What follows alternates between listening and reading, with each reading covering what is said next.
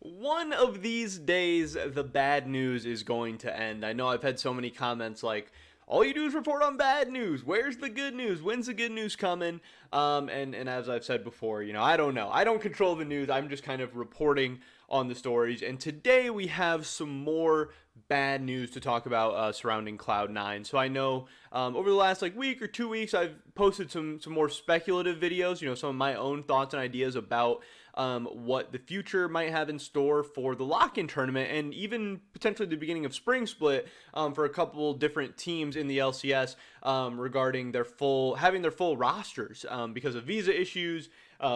Because of travel restrictions, because of COVID, Omicron variant, all this different stuff going on. And I know some people got mad, like, oh, stop speculating, just report on the news, blah, blah, blah. Okay, whatever. I'm always going to give my thoughts and opinions on stuff, and if I have a hunch about something, I'm always going to talk about it. But today, we did get some more concrete evidence, or facts, I guess, surrounding what's going to be happening with Cloud9 and the lock-in tournament, and potentially the start of the spring split as well, that we're going to be going over. So definitely drop a like if you guys did enjoy this, or if you do enjoy this video. I would appreciate that a ton. Subscribe, stay up to date on all my latest content. Check out the first link in the description below, and I think there's boxes underneath the description now for the new merch. That's pretty cool. So check that, guys, out. We've sold a couple of pieces already. That's really, really exciting on my end. Getting to do something new like that. And with that being said, let's get right into this. So what I have first is a clip from Summit. He has been streaming on LS's channel, and a couple different guys have LS. I've seen Berserker, I've seen Summit, and I want to say there's been some other people streaming on LS's channel as well. Obviously, LS is a very, very popular Twitch, YouTube, all this stuff. But he's a coach now. He doesn't have as much free time, and he probably doesn't even have the desire to be streaming, as much as he did this past season or the past couple of years, I guess. And then putting these new faces, Summit, Berserker, these guys who North American fans and Western fans, most of LS's audience, don't know as much about, or don't get to, hear their personalities or see their gameplay and all this stuff, is really, really cool. And I love him doing that. He's helping these guys build up their brand. He's helping build up the Cloud9 image, giving something for Cloud9 fans to be excited about. And that, in turn directly helps the LCS. That helps all of esports. That helps out people like me. It's just great for everyone all around. Rising tide lifts all boats. I really, really love what LS is doing there. So yeah, this was a clip from LS's live stream with Summit streaming. There's a couple interesting things in this clip, but obviously it's titled Summit Won't Play in Lock-In, so not a great sign. A little bit of a spoiler alert there, but let's see what he has to say.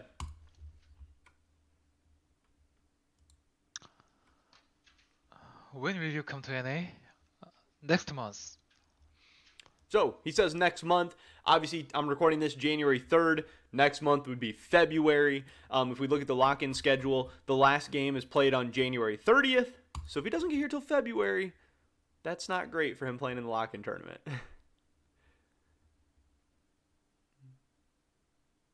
You play login? No. And there we have it. He does confirm, there was a real long pause in between, so I just let it play for a little bit while we look at the schedule. Does confirm that he will not be playing in the lock-in tournament. Now, he doesn't really elaborate. Maybe he does. It's not in this clip. I don't know. It's the, the refuses to elaborate meme, Chad Summit, I guess, which just makes me laugh. It just kind of popped in my head now. But, yeah, he's not going to be playing the lock-in tournament.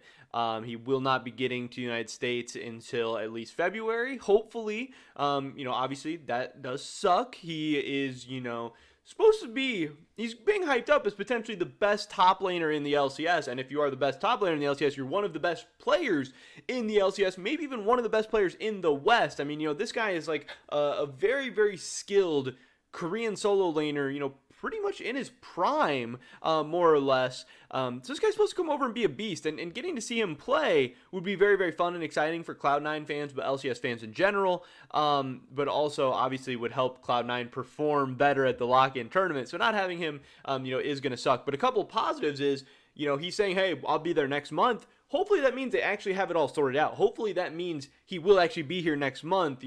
Maybe they just know it's going to take a little extra time. Maybe they've been given a timeline by the Korean government, by the United States government, whatever. Because knowing you're going to be here in February is better than not knowing if you're going to be in February and maybe not coming until, late February or March or something like that. So some good and bad news. Other instance of good news, I think, is, man, his English seems pretty good. That's cool. I really, really love that. I think that's very, very exciting. I know it's a guy that's been in the United States before. He's come and like interviewed with teams, tried out for teams before. He's been to the United States.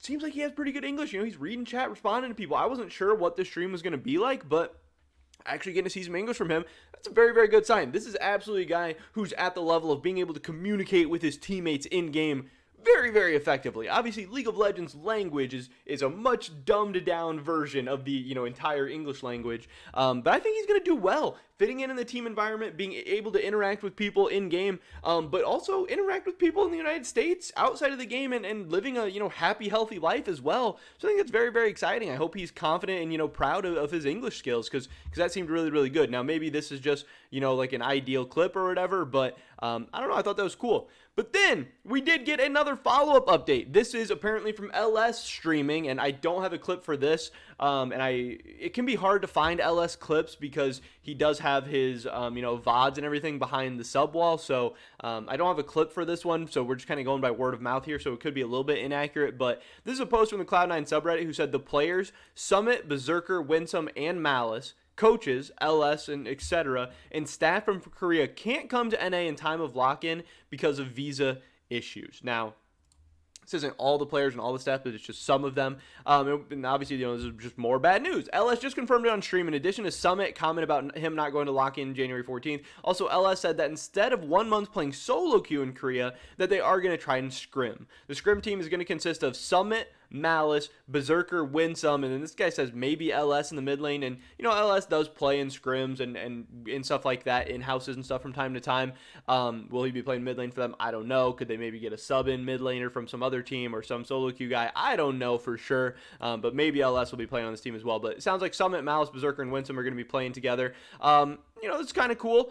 Making the best of a bad situation. At least Berserker and Winsome, who are expected to be the starting bot lane for Cloud9, will be getting to play, some more games together. Summit still getting to play at a high level, and obviously Malice is a guy who they seem excited about. Then they do say that lastly, their visa and legal issues might last a month to fix. Again, lock-in ends January 30th. So if it just takes a month, if they get here in early February, right now it's early January, that won't be too bad. If this thing starts extending further into February, if this thing extends further into spring split, that could really be an issue that potentially has lasting effects. Because then at that point, you're talking about, a mental frustration. You're talking about just getting here last minute. You're talking about, playing less stage games, getting less scrim time, getting less practice time than all these other teams. And just overall a frustrating, annoying situation that can have, a meaningful impact on players for lengthy periods of time. I'm just thinking back to like when Broxa, missed some regular season games, and it seemed like he just never really found his footing